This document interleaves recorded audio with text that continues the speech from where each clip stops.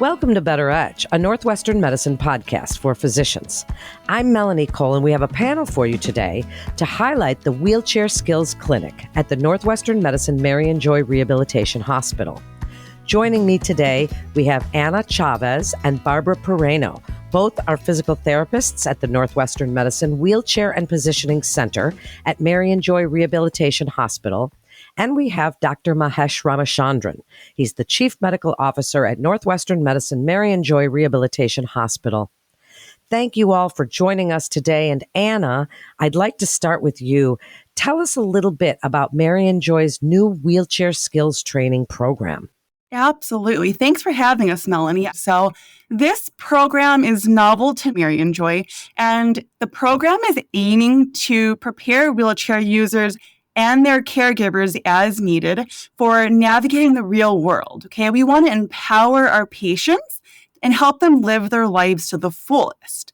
So this program has been developed over the course of, I want to say 35 years is how long Marianjoy's wheelchair clinic has been open, and many of our physicians and clinics would attend conferences and study best practice guidelines, and we all recognized there was really an unmet need while we were interacting with our patients on a daily basis. So we would hear all of these stories about shoulder injuries that really could have been prevented had they received adequate education with proper training. So let's just take a minute to think about when patients first trial and receive their wheelchair at Marianjoy, they're in the confines of a very safe space, right? They're in a hospital where the ground is very level.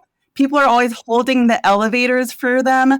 There aren't many obstacles, right? But the reality is, especially here in Illinois, think about the real world. Think about those curb cuts where there's snow mounds kind of as a barrier. There's escalators, steep slopes, a ton of obstacles that can be very tricky as a wheelchair user to really navigate. So some of the skills that we're covering in the program, and this is just a very small list, but think about proper propulsion technique, wheelies, curb negotiation, falling. People fall, right? So falling in a wheelchair, being able to get that wheelchair back up while you're seated in the wheelchair, negotiating elements of all kinds. Think about grass, stone, sand, stairs. Our goal is really to bridge the gap between basic wheelchair skills and navigating the world confidently and safely. Thank you so much, Anna. And Dr. Ramachandran, what qualifies Marianjoy therapists, physicians, and specialists to create the new wheelchair program? Yeah, and thanks, Melanie, for having us.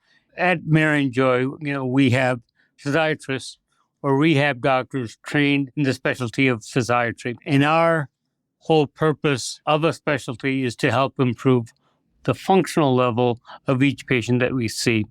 So usually a patient comes on with a life-altering disease, such as a stroke, a spinal cord injury, or brain injury, are three of the examples of life-altering diseases that they develop.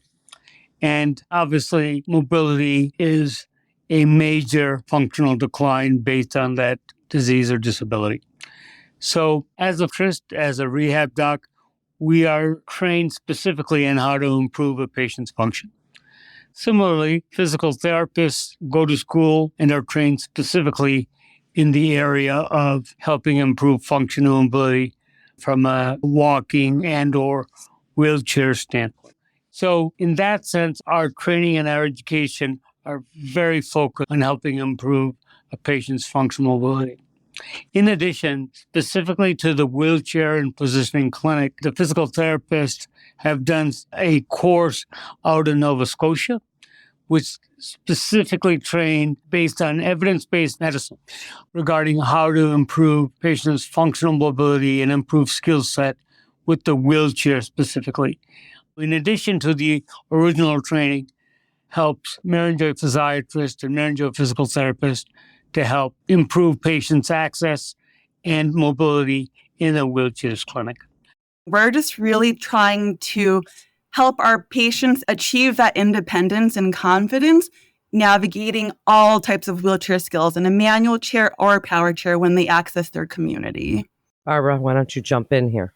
Definitely. Our main goal as an interdisciplinary team, we utilize all areas of expertise to improve someone's independence as well as their quality of life, while taking a careful look at minimizing overuse injuries and conserving energy. Well, it's certainly a comprehensive training program. And Barb, how does the teaching of wheelchair use on site differ as opposed to a rehab facility without a program like this? We're not only helping to prescribe the wheelchairs, but we really dedicate ourselves to making sure our patients fully understand the importance and use of their equipment. So let's say during their inpatient stay, we may start with the more basic, but nonetheless very important fundamental skills. We do teach them how to push their chair, how to complete an effective pressure relief, especially as they're non-ambulatory, or how to manage footrests and brakes so that they could safely transfer in and out of their chair. That builds the foundation for more advanced training that typically will take place on an outpatient basis, so that when they come back here, we can ask them, what challenges did you face when you were at home? And then we could begin to tackle those challenges. We are definitely blessed to have an interdisciplinary team approach so that we could collaborate together and treat our patients holistically. So for instance, I could go to a physiatrist and ask them, I'm struggling with somebody's tone. I need to safely position them and they're migrating out of their chair. What could we do for them medically? Or I can partner with the primary treating therapist and say, this patient is struggling on this particular wheelchair skill. Let's help devise a program so we could implement and you help them focus on that particular skill amongst other things you're working on. Maybe we need to contact an orthotist and see if we could have them devise a splint so that an individual can better control the joystick on their power chair due to some of their deficits. So that's definitely an advantage. We also have strong relationships with our equipment suppliers and manufacturer reps, so that if somebody comes to us and needs an adjustment or a repair on their chair, we could definitely make that happen here in our clinic without having to put in a service call to the company. We also are fortunate enough to have demo equipment available for trials so that patients can see and trial some of the most up-to-date advances in assisted technology. I've even sent reps home to patients' houses to make sure that the equipment we're considering will work in their home environment. Because here we have ample space. Sure, it looks great, but what happens when we take that piece of equipment home? So I would say, yes, it is definitely advantageous to have this specialty service here, in which Northwestern Medicine's Marianjoy Hospital fully supports. How cool is this program? And Dr. Ramachandran, you're such a great guest as always. Northwestern Medicine's Marianjoy Hospital is one of only a few healthcare facilities in the Midwest to offer wheelchair and positioning services for both adults and children. Tell us a little bit about the importance and why it's vital to offer wheelchair and positioning services for both children and adults in one place. Absolutely. So being part of Northwestern and Marianjoy, we consider ourselves to be part of a world-class institution. We want to provide the best of care, and that's nationally ranked and provides a continuum care for our patients. To be a world-class institution, we should provide the patients the access to all aspects of care. And from a rehabilitation standpoint, that's very true in this particular case. Not only do we provide acute rehabilitation services when a patient comes to Marianjoy and they get that acute 2 to 3 week stay in the rehabilitation hospital, learning about their disease, the disease process, and how to recover functionally. But then as they transition to an outpatient therapy program, they are given continued instruction, continued training for their disease and disability.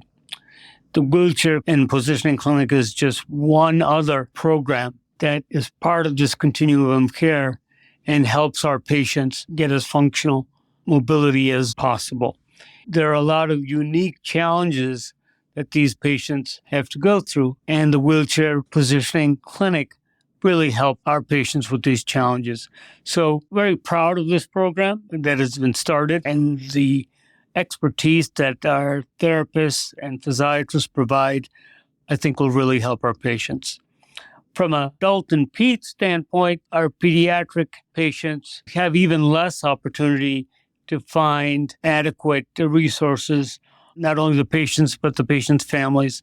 And again, having that clinic here at Marianjoy gives them that resource to help these patients out who have had many challenges in their life. So it's very important to have both the adult and the peds wheelchair clinic here, have our therapists and docs provide that expertise so the patients and their families can get as much of the service as possible. Barb, who's the program best suited for? Speak about patient selection for this wonderful program. Well, I would say it's intended for every wheelchair user. When someone opts to participate in the program, a wheelchair skills training test is given day one. And we use that information as baseline data to formulate their plan of care, highlighting what really the patient wants to achieve, what they want to get out of this program. So people who rely on power wheelchairs, manual wheelchairs, scooters, and even their caregivers can all benefit from the program. Novice to experienced wheelchair users all face barriers, and they experience injuries related to using their chair. So it's important that we educate them and let them know that they can continue to challenge themselves and attack life's obstacles. For instance, I had an individual recently come in for a fitting for his second chair, and he popped a wheelie and yet still told me he wanted to participate in our program. Of course, I'm like, okay, looks like you're doing pretty good. But he said he was still faced with the challenge of not being able to go up a curb. And he really wanted to get on and off the floor. So after a series of sessions, he did achieve his goal. And even as an experienced user, he improved his test scores by 20%. Our program offered that safe environment for him. He was able to use our crash pads, and we have spotter straps, so he could practice falling safely and then get back up and practice it again. He learned how to tuck and hold his head forward while holding so the chair wouldn't parachute forward, leaving him on the floor and his chair a mile away, right? He learned about momentum and how he should approach a curb and lean forward at that right moment so he could get up that curb with little effort, really. He was amazed, like he was really using his arms. We're like, no, it's all about that momentum and that forward lean. He learned at the end of our session about the configuration of his chair, how his rear wheels should be positioned so he was balanced, and how he should pay attention to where his front casters were for stability when he was reaching. The program helped break down that barrier that he faces daily so he could be more proficient and really confident with his mobility. Barb, expand for a minute on some of those custom devices. You started to mention a few of them in this last answer here that the center would design to meet that patient's unique wheelchair needs. You talked about a few of them, but give us a few more. This is very cool. Sure. So a manual wheelchair, our typical wheelchair that we see in the Walgreens or on Amazon, has a fixed axle. It's just placed back and the wheels are set further back. It's really meant for temporary use. But as Dr. Ram said, when someone has an altering, life-changing event, such as a stroke or a spinal cord injury, they will have to rely on a wheelchair longer term. So by the wheels being placed further back, it is really going to put a tremendous amount of stress on the shoulders, right? So we have what's known as K5 or ultra lightweight wheelchairs, many of them out there. And we can adjust that axle so it's a little bit forward, better aligned with their shoulders, so they're not reaching further back.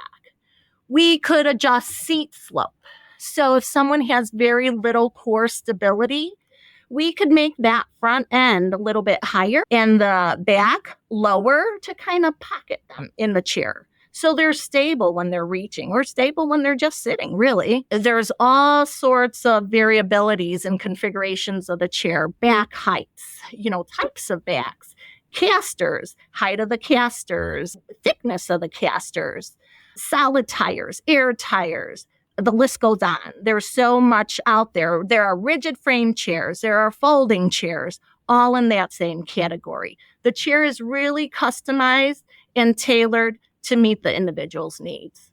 So that really is part of the manual wheelchair selection, but we also have power chairs. So we could do things with programming on power chairs to accommodate for ataxia, or we could incorporate memory seat functions so a patient could tap a switch and obtain an effective position for adequate pressure relief. If someone starts to decline in function and can no longer use their joystick, there are micro joysticks that minimizes the amount of force needed by 96%. If that's not an option, there's also alternative drive controls where someone could operate their power chair with switches, eye gaze, sip and puff, foot controls. Really, the options are limitless. And that's what the biggest takeaway is. We have such a great resource here, and we partner with a great team to meet the needs of our patients. Thank you so much, Barb. That is really such an amazing program. And Anna, I'd love to give you the last word, because really what you all do is about improving the quality of life for these patients. I'd like you to wrap it up for us with the skills that these patients gain. But while you're telling us that, I'd like you to speak about patient satisfaction and what you've seen. How has this changed patients' lives as you're teaching them these important life skills? Oh, absolutely, Melanie. And I love how you say it's about their quality of life, because it really is about them, right? We're tailoring every single interaction based on their lifestyle, their living situation, and their specific needs. For example, think of someone that lives in Chicago, downtown. They may encounter, again, snow mounds on curb cuts while having to cross the street before the light changes. Or think about the potholes and the cracks on our sidewalks. Our program really aims to problem solve real life scenarios similar to these. And Barb spoke a ton earlier to examples that she saw with her client being able to get off the floor. We have seen people being able to successfully complete a transfer without falling out of his chair because his tone would throw his legs underneath the mat and he just didn't know what to do. So it was great to see how confident he felt after completing the wheelchair skills training. And I think that our community strives to be as accessible as possible, but the reality is, every single day, these users face challenges that you and I just don't recognize. And Barb and I, we went to the International Seating Symposium Conference in Pittsburgh this year, and we had the opportunity to face many of the challenges while seated in a wheelchair that our patients experience every single day. And with the instruction of experienced wheelchair users, we were crossing the busy streets of Pittsburgh and we entered a conference center. And believe it or not, there was a long line going around the corner for the elevators, and there was escalators. And the security guard looked at us and said, you guys can wait for the elevators. And he did not realize that we had just completed a blocked practice session with the guidance of our instructors on how to safely navigate the escalators. So we all in our wheelchairs confidently went up those escalators. And, I just will never forget the look on that security guard's face as he was amazed as we all transcended those escalators efficiently and confidently in our rigid frame wheelchairs. It's really these skills that we're incorporating to our program. And I just want to make sure that all of our patients have that similar confidence as they're completing their training sessions, because each user's life is different. Their medical need is different. Their lives vary so much. And we recognize that the most important takeaway is that the patient feels ready to return home and function independently with a sense of empowerment while tackling any barrier that exists in the community. Because the reality is, if they don't conquer these barriers, it's going to lead to decreased socialization and sedentary lifestyles, which could really negatively impact their mental and physical health. And I think we can all agree that we want to combat these ailments effectively without jeopardizing their well-being. Because like you said, Melanie, our ultimate goal is to help our patients with achieving independence with self-care, helping improve their quality of life, and minimizing their caregiver reliance. We want to reduce the adverse effects of injuries and positively influence their mental health, build their confidence, and empower them to really navigate their worlds. What a wonderful program. And I can hear the passion for your patients in all of your voices. And thank you so much for all the great work that you're doing and for joining us on this episode today. To refer your patient or for more information, you can always visit our website at breakthroughsforphysicians.nm.org to get connected with one of our providers. That wraps up this episode of Better Edge, a Northwestern medicine podcast for physicians. Please always remember to subscribe, rate, and review this podcast and all the other Northwestern medicine podcasts. I'm Melanie Cole. Thanks so much for joining us today.